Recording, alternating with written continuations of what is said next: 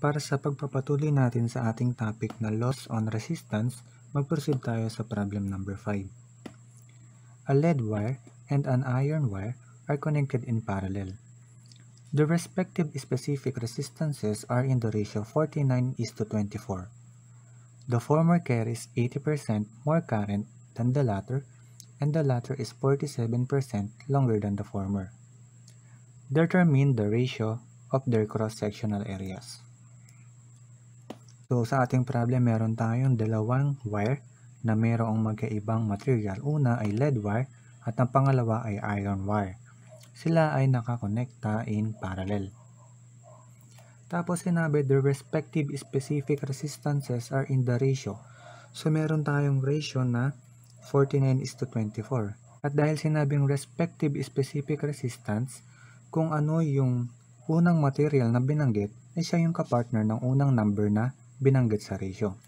So para sa ating ratio, meron tayong specific resistance ng lead wire over specific resistance ng iron wire. So dahil lead wire ang unang binanggit, tapos iron wire naman yung pangalawang binanggit, kaya lead wire yung ipapartner natin sa unang number, tapos iron wire naman yung sa pangalawa. Kaya meron tayong fraction dito na 49/24. Yung pangalawang statement, sinabi that the former carries 80% more current than the latter. So ano ba yung sinasabi nating former tsaka latter? So kung meron tayong dalawang bagay or dalawang materials or dalawang object na binanggit sa problem, ang former ay ang unang binanggit at ang latter naman ay ang pangalawang binanggit. So the former carries 80% more current than the latter. Yung daw lead wire, dahil sa unang binanggit, ay mas mataas ng 80% yung kuryente kaysa sa iron wire or yung latter natin. So kung yung iron wire natin or yung IFE ay mayroong kuryente na 1 ampere, ang kuryente ng lead natin ay mas mataas ng 80% or mas mataas ng 0.8. Kaya naman yung IPB natin ay 1.8. Next statement, the latter is 47% longer than the former. So mas mahaba naman ngayon yung latter or yung pangalawang binanggit ng 47% or 0.47 kesa sa former. So yung former natin ay lead, di ba? So kung yung lead natin ay may habang 1 meter, ang latter natin, which is the iron wire, ay mas mahaba ng 0.47 or 47%. Kaya yung length ng iron natin ay 1.47 meters. So ang tinatanong, determine the ratio of their cross-sectional area. So sa unang statement natin, binanggit na yung unang ratio, di ba? Ratio ng specific resistances. Tinatanong naman yung ratio ng kanilang cross-sectional area. So area ng lead over area ng iron. Ano daw yan? So paano ba natin i-represent yung area ng lead over area ng iron? So mula sa ating formula na resistance equals rho or yung specific resistance times length over area, kunin natin yung value ng area in terms of these variables. So ayusin lang natin yung formula natin na kung saan yung area yung kinukuhanan natin ng value. So by cross multiplication, tataas na yung area natin sa left side ng equation. So A, tapos equals, yung R natin ay mapupunta sa pwesto ng A o yung dating pwesto ng A natin dahil nag-cross multiplication tayo. Rho times L over R. So kung lalagyan natin ng subscript yan, using subscript PB tsaka subscript FE, mabibigyan na natin ng solution yung area ng PB over area ng FE. So dahil ito nga yung equation ng area natin, di ba, na kung saan yung area ay equal sa rho L over R, mapapalitan natin yung area ng PB ng rho PB LPB over RPB. Tapos yung area man ng FE ay magiging rho FE LFE over RFE. At ngayon, ang gagawin natin, i-check na natin tong right side ng equation natin kung may mga values na ba yung mga variables na yan para mapalabas na natin yung ratio ng area ng PB over area ng FE. Kung mapapansin natin sa right side ng ating equation ay nandito yung rho PB over rho FE. At meron tayong value niyan na 49/24. So tapos na tayo para sa raw. Okay na to. Sa length naman ng PB, meron tayong 1 meter at para naman sa FE ay merong 1.47 meters. Ngayon wala pa tayong RPB tsaka RFE. So ang clue natin dyan is yung current. So paano ba natin magagamit yung current? So kung di nyo pa nakakalimutan, sa unang statement sa ating problem, sinabi na yung lead wire at saka yung iron wire ay nakakonekta in parallel. Alam naman natin na kapag parallel connection, kung ano yung voltage sa lead wire ay equal sa voltage na meron sa iron wire. At using Ohm's law, alam natin na yung voltage ay equal sa I times R. Kaya naman yung VPB ay equal sa IPB times RPB. Tapos yung VFE ay equal sa IFE times RFE. Mag-continue tayo dito. Meron tayong value ng IPB na 1.8 tapos yung IFE natin ay 1. So pwede natin sabihin na 1.8 RPB, dahil hindi pa natin alam yung resistance PB, ay equal sa 1 or yung IFE natin na 1 times yung RFE. Kaya kung makikita natin, yung RFE ay katumbas ng 1.8 RPB. After neto, bumalik na tayo sa ating kinukuhanan na ratio or yung equation na to. Area ng PB over area ng FE ay equal sa rho PB over rho FE ay 49/24. 49/24. Tapos, multiplied by LPB, na kung saan ang LPB ay 1, over RPB. Wala pa tayong binigay na value ng RPB, kaya RPB muna siya. Tapos, all over. So, ito na yung specific resistance FE natin, di ba? Yung 24, kaya dito na tayo sa LFE over RFE. So, yung LFE natin ay 1.47 meters. So, meter din to. Over RFE. Wala pa rin tayong value ng RFE, pero sa huling equation natin na ito, binanggit na o nakuha natin na yung RFE ay katumbas ng 1.8 RPB. Para na sa gayon sa right side ng ating equation, RPB na lang yung variable. So kung makikita natin, sa ating malaking fraction, ito yung ating malaking fraction, sa numerator niya ay mayroong RPB sa baba. Tapos sa denominator ay meron ding RPB sa baba. Ibig sabihin lang yan, pwede na nating cancel yung RPB. Dahil yung numerator and denominator ay parehas na mayroong RPB.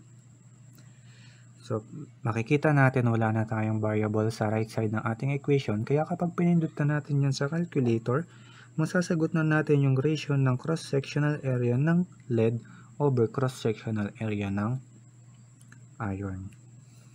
Ang sagot natin para sa ratio ay 5/2 or 2.5. This is our final answer.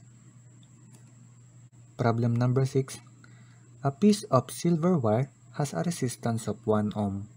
What will be the resistance of manganese wire of 1/3 the length and 1/3 the diameter if the specific resistance of manganese is 30 times that of silver? Para sa problem na to, isa-isahin natin yung variables para sa silver tsaka sa manganese wire. So, unahin natin sa silver. So, para sa silver, meron siyang resistance na 1 ohm. Tapos, wala na siyang binanggit na kung ano yung specific resistance ng silver, length ng silver, tsaka diameter ng silver. Kaya sabihin na lang natin na meron siyang length silver, tapos yung diameter ng silver at saka yung specific resistance ng silver. Tapos para naman sa manganese, hinahanap na yung resistance. So hindi natin alam yung resistance niya. Tapos ilagyan na lang natin siya ng subscript na X para sa length, diameter, tsaka sa specific resistance. So para sa length ng ating manganese wire, sinabi dito na yung wire na yon ay 1/3 ng length ng silver wire. So kung yung silver wire natin ay LAG, ang LX natin ay 1/3 ng length na yon. Tapos sinabi din na yung diameter ng manganese natin o yung diameter X natin ay 1/3 din naman ng diameter ng silver. Kaya 1/3 diameter ng silver. And then, yung specific resistance ng manganese ay 30 times ng silver. So, kung ito yung specific resistance ng manganese, 30 times daw siya ng specific resistance ng silver. So, paano natin makukuha yung value ng resistance ng manganese gamit yung given na to?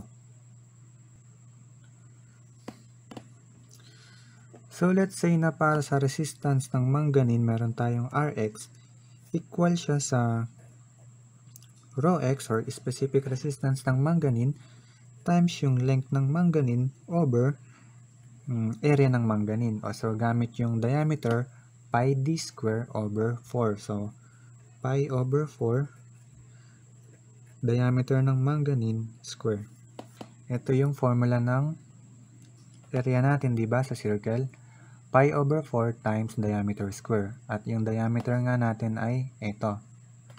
Kung yung Rx na to ay didividean natin ng R ng silver or R ng Ag, katumbas lang din naman siya nung yung formula na to ay didividean natin ng rho ng silver, which is Ag, times yung length ng silver over yung area ng silver na pi over 4 pa din naman, tapos diameter square ng silver. Tama lang yan, di ba? Ulitin natin, di ba? Meron tayong Rx or yung R ng manganese, equal siya sa rho L over area ng manganese. Kung yung R natin na to ay didividean natin ng resistance ng silver, katumbas lang din naman siya nung formula ng manganese natin na dinividean ng formula ng resistance ng silver. Ano yung next natin gagawin? Meron tayong relationships between the length, diameter, at saka specific resistance ng manganese tsaka silver. Ilagay natin dito yon or isubstitute natin dito yan sa ating equation. Siyempre dito rin pala meron tayong pi over 4 sa numerator ng ating malaking fraction. Meron din tayong pi over 4 sa kaparehas na pwesto dito sa denominator ng ating malaking fraction. Kaya makakancel na natin yan. Ulitin natin na cancel natin yung pi over 4 dahil dito sa itaas, sa denominator part ay merong pi over 4. Sa baba naman, ganun din sa denominator part ay merong pi over 4. Kaya pwede natin i-cancel yan. So dito sa ating given, sinabi na yung Lx 1/3 ng Lag, yung diameter x 1/3 ng diameter Ag, tapos yung rho x ay 30 times ng rho Ag. So palitan natin yung Lx, diameter x, tsaka yung rho x ng mga Ag. So, umpisahan natin dito. So para sa rho x, katumbas niya ay 30 times ng rho Ag. Ang Lx naman ay 1/3 ng length ng Ag over diameter x square. So ang diameter x ay katumbas niya 1/3 diameter ng Ag. So 1/3 diameter ng Ag na naka-square. Over, huwag na natin palitan to, rho Ag, Lag over diameter Ag square. Ulitin natin, yung rho x, Lx, tsaka yung diameter x natin ay pinalitan lang natin in terms of Ag. So, di ba nga dito yung rho x ay katumbas ng 30 rho Ag, kaya pinalitan natin. Tapos yung Lx katumbas niya 1/3 Lag, kaya pinalitan ulit natin. Tapos yung diameter x, ito yon ay katumbas ng 1/3 diameter AG. So yung diameter x square ay magiging 1/3 diameter AG square. So kung makikita natin, makakancel na natin 0 AG. Makakancel din natin si LAG dahil merong LAG sa numerator dito, tapos meron ding LAG dito sa numerator. Tapos, kung i-square natin yan, magiging 1/3 square tsaka diameter AG square. Meron ding diameter AG square dito, kaya i-cancel na din natin siya. Ang matitira sa ating equation ay Rx over RAG equals 30 times 1/3 over 1/3 square over 1. At meron tayong value ng RAG na 1. Kung makikita natin, ang equation natin ay Rx na. Rx equals, kasi nga diba yung Rx over RAG natin ay Rx over 1. Dahil yung RAG natin ay 1. Kaya Rx na lang, equal siya dito sa ating final solution or final equation na 30, ito yon, tapos na-cancel na to, times 1/3 na nakadivide sa 1/3 square. So, para sa denominator, dito na yon, wala nang natirang variable, kaya 1 na lang yung denominator natin. So, kung pipindutin na natin yan sa calculator, makukuha na natin yung value ng resistance ng manganese. So, ating final answer, which is the resistance of manganese, is 90 ohms. Problem number 7. The resistivity of a ferric chromium aluminum alloy is 51 times 10 raised to negative 8 ohm meter. A sheet of the material is 15 centimeters long, 6 centimeters wide, and 0.014 centimeters thick. Determine resistance between opposite ends, tapos pangalawa opposite sides. So meron daw tayong sheet, 0.014 centimeters yung kapal, 6 centimeters wide, tapos 15 centimeters long. Para sa letter A, ano daw yung resistance between the opposite ends? So ano nga ba yung opposite ends? Siyempre, kung meron tayong haba, ito yung first end, ito yung pangalawang end. Kaya naman yung L natin para sa ating formula ay 15. So ang L natin ay 15 centimeters. I-convert na natin siya sa meters dahil nga yung binigay na resistivity ay ohm meter. So mag-multiply tayo ng conversion factor na sa 1 metro ay mayroong 100 centimeters. Kaya ayan ay 0.15 meters. Para naman sa area, syempre ayun yung area ng faces or nung dalawang faces na magkalayo ng 15 centimeters. Ano ba yung mga faces na yon? Ito yun, di ba? Itong rectangle na to, magkalayo ng 15 cm sa rectangle na iyon, di ba? Kaya ito yung area natin, 0.014 cm by 6 cm. Ang area nga nun ay 0.014 times 6 at siya ay 0.084 cm square. So, gawin natin siyang square meter, mag-multiply tayo ng conversion factor na sa 1 meter ay mayroong 100 centimeters.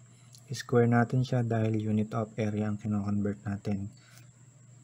Kaya naman ang area natin in square meter ay 8.4 times 10 raised to negative 6 square meter.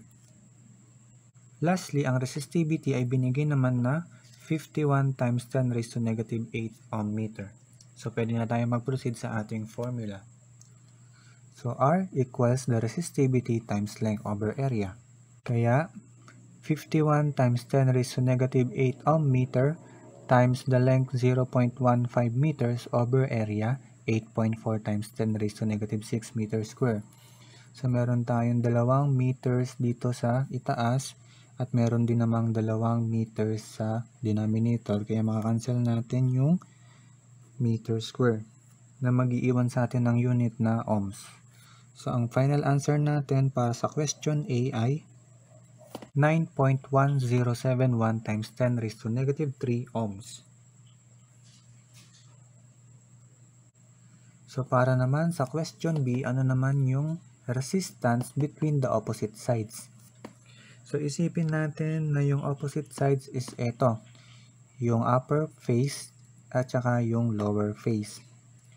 So kung yung dalawang faces natin ay yung upper face at yung lower face ng ating sheet, ang distance between them or yung L ay ang thickness na 0.014. Kaya para sa question B, ang L natin ay 0.014 centimeters, or kung i-convert natin siya sa meters ay i-divide natin sa 100, kaya ang length nila ay 1.4 times 10 raised to negative 4 meters. Ano naman yung area? Siyempre, ayan yung area ng dalawang faces natin, which is this one. Ito yung width, ito naman yung length. Ang width niya ay 6 cm at ang length ay 15 cm. So, ang area nga ay 6 by 15, kaya 90 square centimeters. Gawin natin siyang square meter. So, sa isang metro ay mayroong 100 centimeters. Unit of area, kaya square natin. Kaya ang magiging area natin in meter square ay 9 times 10 raised to negative 3 square meter. Para naman sa resistivity, ganun pa din, 51 times 10 raised to negative 8 ohm meter dahil hindi nagbago yung ating material. So gawin na natin yung formula. So R equals rho length over A. Ang rho natin ay 51 times 10 raised to negative 8 ohm meter times the length. Ang length natin ay ito, 1.4 times 10 raised to negative 4 meters over the area na 9 times 10 raised to negative 3 square meter. So parang kanina lang din, makakancel natin yung mga meters. Ang matitira ay ohms. Kaya magiging final answer natin para sa question B ay 7.9333 times 10 raised to negative 9 ohms. Ito na yung last question para sa ating topic. The resistance of the wire used for telephone is 35 ohms per kilometer, when the weight of the wire is 5 kg per kilometer. If the specific resistance of the material is 1.95 times 10 raised to negative 8 ohm meter, what is the cross-sectional area of the wire? What will be the resistance of a loop to a subscriber 8 kilometers from the exchange if wire of the same material but weighing 20 kilograms per kilometer is used? Una, yung cross-sectional area ng wire, tapos yung pangalawa naman is yung resistance ng isang loop 8 kilometers from the exchange, pero magkaiba na yung weight nila, 20 kilograms per kilometer. So sagutin muna natin yung unang tanong. Merong binigay na resistance, 35 ohms per kilometer. So may dalawa, isang resistance tsaka isang length. May binigay na resistance, 35 ohms. May binigay din na length na 1 kilometer. Kasi nga, di ba, 35 ohms per kilometer. Ibig sabihin, meron kang 35 ohms resistance sa kada isang kilometro or 1,000 meters. Tapos may binigay din na specific resistance ng ating material. Kaya meron tayong rho equals 1.95 times 10 raised to negative 8 ohm meter. So dito makukuha natin yung area ng wire. Siya namang tinatanong sa first question. So mula nga sa ating formula na R equals rho L over A, makukuha natin yung area or yung cross-sectional area natin na rho times length over R. So A equals yung rho 1.95 times 10 raised to negative 8 ohm meter times the length na 1,000 meters over yung R na 35 ohms. So dito ang makakancel natin ay ang ohms. May matitirang meter times meter kaya square meter. Kaya naman ang cross-sectional area ng ating wire ay 5.5714 times 10 raised to negative 7 square meter. Para sa pangalawang tanong, what will be the resistance of a loop to a subscriber 8 kilometers from the exchange if wire of the same material but weighing 20 kilograms per kilometer is used? Para sa pangalawang tanong, gamitin natin yung situation na to. Kung yung unang wire ay nagwe-weigh ng 5 kilometers per kilometer, tapos yung pangalawang wire na ginamit, same material, pero mas mabigat, naging 20 kilograms per kilometer. Ano ibig sabihin nun? Ibig sabihin nun, yung pangalawang wire na ginamit ay mas mataba. At syempre kapag mas mataba, mas malaki yung area nun ng pangalawang wire natin. Kaya dito gagamit tayo ng ratio and proportion. So ganito nga yun. Yung unang area natin na mas mapayat na wire ay nagwe-weigh ng 5 kilograms per kilometer. Samantalang yung pangalawang wire natin or yung mas matabang wire natin na mayroong area 2 ay may timbang na 20 kilograms per kilometer. At syempre yung area 1 ay nakuha natin na 5.5714 times 10 raised to negative 7 square meter. Makukuha natin yung value ng second area. At syempre dapat mas malaki yung area na yon. At ang solution nga para sa second area natin ay eto. Cross multiply natin kaya napunta sa taas yung 20 na multiply siya sa area 1 na 5.5714 times 10 raised to negative 7 square meter all over 5. So ang value ng area 2 natin ay 2.2286 times 10 raised to negative 6 square meter.